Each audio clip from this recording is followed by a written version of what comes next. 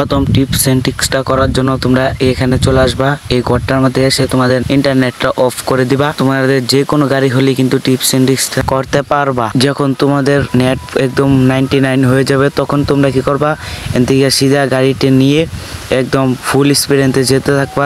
তারপর তোমাদের যখন ফুল 90 হয়ে যাবে তারপর তোমরা কি করবা, গাড়ির স্পিডটা কমিয়ে দিবা। তারপর তোমাদের ইন্টারনেটটা চালু করে দিবা।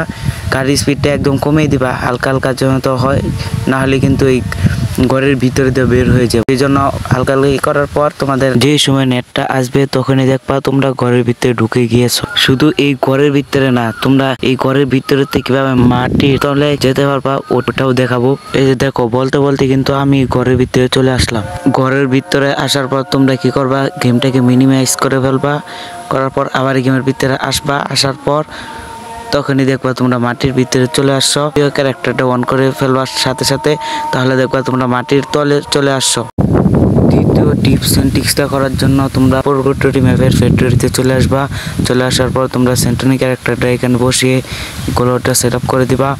তারপর তোমরা এখান থেকে তোমরা রেঞ্জের বাইরে চলে যাবা। সেন্টনি ক্যারেক্টার তোমরা যখন রেঞ্জের বাইরে চলে আসবা তারপর তোমরা কি করবা, এখান থেকে তোমরা জাম্প করে আবার এই সেন্ট্রাল ক্যারেক্টার এখানে চাপ দিবা। তখনই দেখবা তোমরা এটার ভিতরে চলে আসছো। তারপর তোমরা এখানে বসে খুব ইজিলি তোমরা জুন পুশ দিতে পারবা। আর তোমরা একটা কথা মনে রাখবা, এটার ভিতরে থাকাকালীন তোমরা কোনো এনিমিকে ড্যামেজ দিবা না, তাহলে কিন্তু গেরিনা তোমাদের আইডির পিছনে দিবে। সেই জন্য তোমরা যখন তোমাদের কাছে এনিমি আসবে তখন তোমরা কি করবা, এখান থেকে মাথাটা বের করে তারপর তোমরা গুলি করবা।